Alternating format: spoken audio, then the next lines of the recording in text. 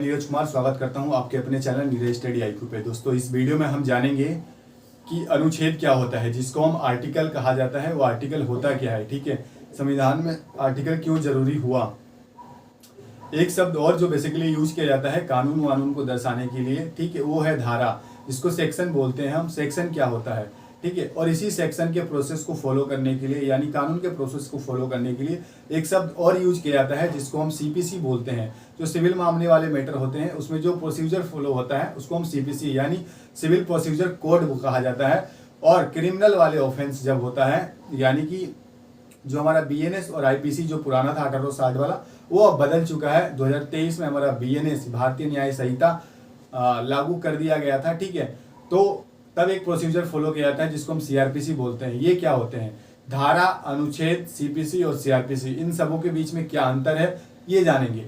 अगर आप law student हैं या फिर आप किसी भी कॉम्पिटिटिव एग्जाम की तैयारी करते हैं, जैसे कि आप बैंक की तैयारी करते हैं, एसएससी की तैयारी करते हैं, रेलवे की तैयारी करते हैं, ग्रुप डी की एग्जाम की तैयारी कर रहे हैं, इवन अगर आप तैयारी नहीं भी कर रहे हैं तो भी ये चीज़ आपके लिए जानना बहुत ज़रूरी है। क्योंकि ये जो शब्द हैं बेसिकली, इन सब शब्दों का कई बार हमें बहुत सारी चीज़ें सुनने को मिलती है, लेकिन हम समझ नहीं पाते हैं इसका एक्चुअल मतलब क्या होता है। तो आज इस वीडियो में हम इसी चीज़ को डिस्कस करेंगे डिटेल में और आसान भाषा में समझेंगे, ठीक है। तो वीडियो को आप अंत तक देखते रहिए। और हाँ, एक चीज़ और, अगर आपको मेरे किसी वीडियो से अगर बहुत ज़्यादा मेरे किसी भी वीडियो से आपके जीवन में वैल्यू एड होती है तो वीडियो को वीडियो को लाइक करिए और चैनल को सब्सक्राइब करिए और उन सभी दोस्तों में शेयर कर दीजिए जिनको इस वीडियो की ज़रूरत है, ठीक है। देखिए, किसी भी देश को चलाने के लिए हमारे पास क्या होना चाहिए, संविधान होना चाहिए, एक रूल होना चाहिए। इवन अगर देश में संविधान नहीं होगा, देश में रूल नहीं होगा, तो देश में अराजकतावादी फैलेगी। जब चाहेगी सरकार इलेक्शन कैंसिल कर देगी, जब चाहेगी सरकार इलेक्शन अपने मन से चलाएगी, ठीक है। तो इस चीज़ को कंट्रोल करने के लिए, देश चलाने के लिए, किसी भी देश के लिए संविधान बहुत ज़्यादा जरूरी होता है। जैसे कि मान लीजिए आप किसी पीजी में अपने दोस्त के साथ रह रहे हैं और आप 4 दोस्त हैं। 4 दोस्तों में होता यूँ है कि जो 4 दोस्त में से एक दोस्त है उसको रात को एसी चलाने की आदत है, और जो दूसरा दोस्त है उसको क्या है कि उसको पंखा की हवा चलाने की आदत है, मतलब एसी में रहने की आदत नहीं है। तीसरा जो व्यक्ति है वो क्या करता है, उसको हर बात पे किसी की सामान छू देता है, बिना परमिशन का किसी का सामान ले लेता है या ले जाता है। चौथा दोस्त है ये करता है कि मान लीजिए किसी को भी अपने रूम पे ले आता है, किसी को ले जाता है, ठीक है, और सामान वगैरह इधर उधर कर देता है। तो इससे क्या होता है, जो आपका रूम का डिसिप्लिन होता है वो बिगड़ जाता है, ठीक है, जिससे आपको रहने में समस्या आती है। तो आप लोग डिसाइड करते हो बेसिकली कि चलिए हम एक रूल बनाते हैं, एक रूल को एक जगह कंबाइन करते हैं, ताकि इस हिसाब से जो हमारा चीज़ें है वो कि मान लीजिए आपका जो पहला दोस्त है वो 10 से 8 तक एसी चलाएगा, देन आप पंखा चलाओगे। तो ये सारे रूल क्या करते हो, आप किसी एक जगह कॉपी में लिखते हो, वो करते हो। तो सेम चीज़ कंट्री के साथ भी होता है। आज दुनिया में जितने भी कंट्री हैं सबके पास अपना संविधान है। किसी के पास लिखित संविधान है तो किसी के पास अलिखित संविधान है। भारत के पास दुनिया का सबसे बड़ा लिखित संविधान है, ठीक है। और तो उसी प्रकार देश चलाने के लिए संविधान की जरूरत होती है, ठीक है। अब आशा है कि आपको पता चल गया होगा संविधान क्यों जरूरी है और क्या होता है, ठीक है। लेकिन मैं आपको बता दूं, ये संविधान है, इसमें है क्या, बेसिकली इसमें यह है कि कोई भी देश, मतलब कोई भी देश, उसका जो सरकार है, जैसे कि इसके बारे में इस संविधान में ये दिया गया है कि सरकार कैसे बनेगी, सरकार का चुनाव कैसे होगा, ठीक है। संसद के पास क्या पावर है, कौन से भारत के नागरिकता है, मतलब कौन कौन लोगों के पास भारत की नागरिकता होगी, नागरिकता कैसे डिपेंडेंट कानून बनाने का अधिकार किसके पास है, ठीक है।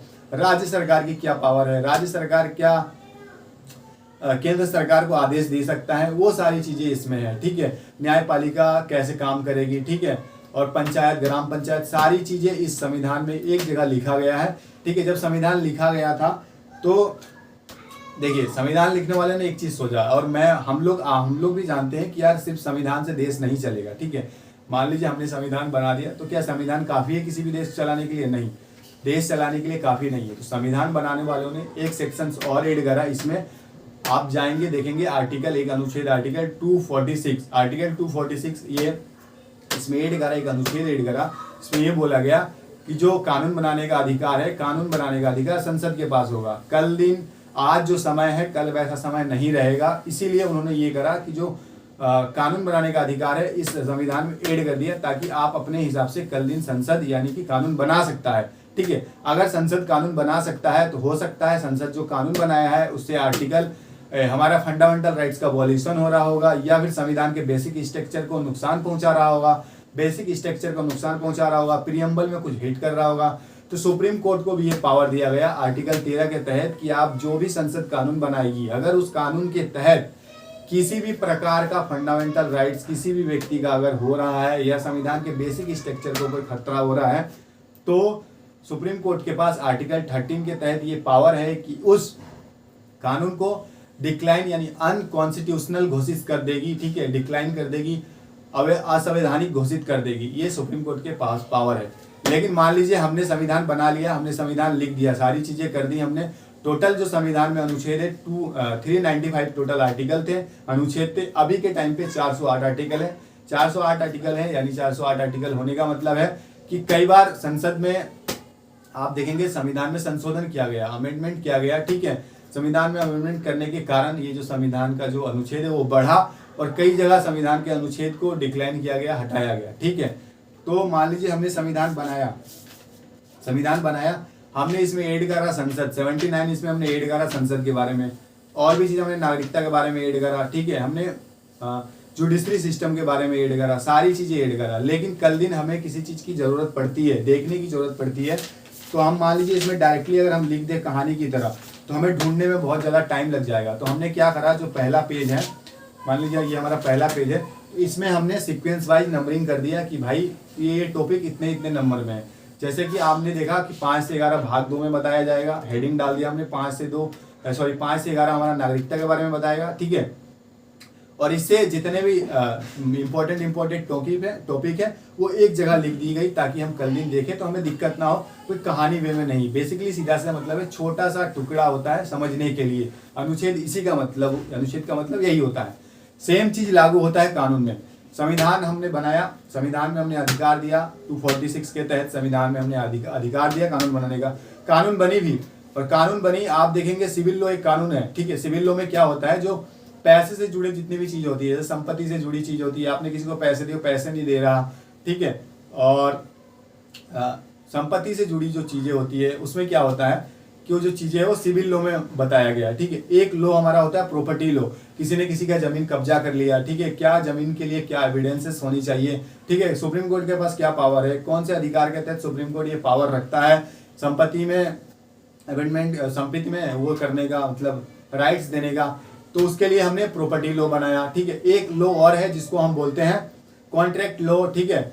एक लॉ और है एविडेंस लॉ। ये सारी लॉ हमने बनाया, ठीक है। लेकिन आप देखेंगे जो सीपीसी है यानी सिविल प्रोसीजर कोड है, मान लीजिए इन सारी चीजों का वॉल्यूशन अगर हो रहा है, कोई व्यक्ति है अगर सिविल लॉ का वॉल्यूशन कर रहा है, तो उस सिविल लॉ के वॉल्यूशन करने के कारण उस व्यक्ति के ऊपर क्या मुकदमा चलाया जाएगा, क्या प्रोसेस होंगे, कोर्ट के पास क्या पावर है, वो सारी चीजें किसमें दिखाई गई है, सीपीसी में दिखाई गई है। मतलब सीपीसी बेसिकली एक तरीका होता है। जैसे कि मान लीजिए आपके खिलाफ कोई एफआईआर हुआ, आपने सिविल लॉ का वायलेशन करा, आपने संपत्ति का वायलेशन करा, आपने किसी की संपत्ति हड़पी, तो क्या हुआ कि ये सिविल लॉ का वायलेशन हो रहा है, तो आप क्या करेंगे, आप एफआईआर लिखाएंगे। लेकिन जिस व्यक्ति के खिलाफ एफआईआर लिखाई है तो वो डायरेक्टली जाके उस व्यक्ति को गिरफ्तार कर लेगा? नहीं करेगा।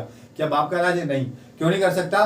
क्योंकि सीपीसी बना हुआ है, हमारा लॉ बना हुआ है, लॉ के अकॉर्डिंग उसको करना पड़ेगा। उसमें सारी प्रोसेस बताई गई है कि आप पहले कोर्ट जाएंगे, कोर्ट कितने दिन तक आपको रिमांड में रखेगा, कोर्ट आपको कितने दिन बाद सुनवाई करेगा, क्या डायरेक्टली आप कोर्ट में डायरेक्ट पेश कर सकते हैं? तो नहीं, ये सारी चीजें जो प्रोसेस है वो सीपीसी में रखा गया है। सीपीसी का सीधा सीधा मतलब है प्रोसीजर फॉलो करना, यानी सिविल कोर्ट जो प्रोसीजर है उसको फॉलो करना।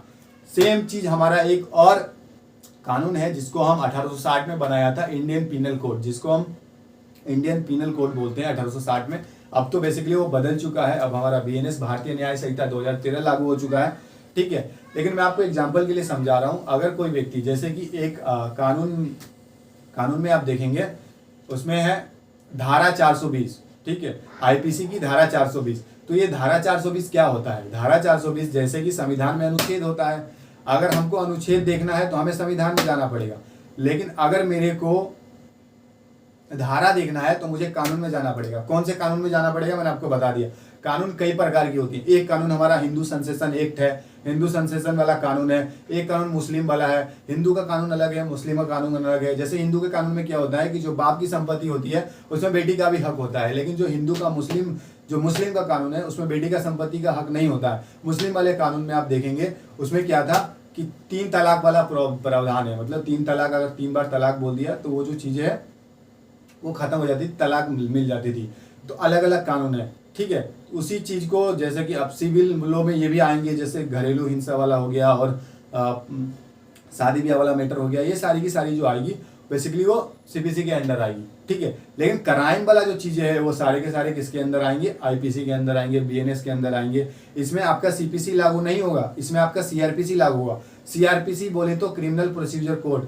जो व्यक्ति क्राइम कर रहा है, जो व्यक्ति धोखाधड़ी किया है, उस व्यक्ति को कोर्ट कितने दिन तक रिमांड में रखेगी, कोर्ट के पास कौन से अधिकार है उस व्यक्ति को, ठीक है। उस व्यक्ति के क्या अधिकार हैं, उस व्यक्ति को एफआईआर लिखवाने का अधिकार कौन से सीआरपीसी के तहत है।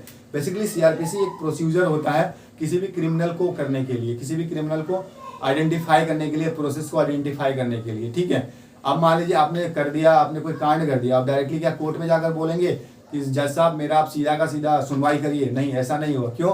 क्योंकि एक लॉ बनाया गया है, एक तहत कानून के तहत एक वो बनाया गया है, एक सिस्टमेटिक वे बनाया गया है जिसको हम सीआरपीसी बोलते हैं। आशा होगा आपको सीआरपीसी का मतलब भी समझ में आ चुका होगा। देखिए सीआरपीसी में ये भी बताया जाता है कि आप वकील से मिलेंगे, वकील आपको क्या बोलेगा, क्या गाइडलाइंस होगी, वो सारी की सारी सीआरपीसी के तहत आते हैं।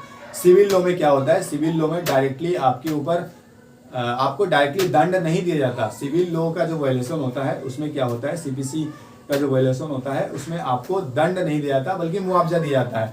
दंड कब दिया जाता है? दंड जब आप मुआवजा नहीं फिल करेंगे तब कोर्ट के पास ये अधिकार है कि आपको डायरेक्टली जो है क्या करें, डायरेक्टली आपको क्या बोलते हैं, जेल में डाला जाएगा, दंड दिया जाएगा, ठीक है। लेकिन क्रिमिनल प्रोसीजर कोड में मुआवजा जैसा कोई अधिकार नहीं है, उसमें सीधा आपको दंड दिया जाएगा। तो आप समझ गए होंगे, मैंने आपको बता दिया, अनुच्छेद बता दिया क्या होते हैं, ठीक है। और मैंने आपको सीआरपीसी बता दी और आईपीसी भी बता दी और सीपीसी भी बता दिया क्या होते हैं, ठीक है। तो यहाँ तक चीज़ें आपको समझ में आ गई होगी, आशा करता हूँ। देखिए वीडियो बनाने में बहुत ज़्यादा मेहनत लगी है साथियों, ठीक है।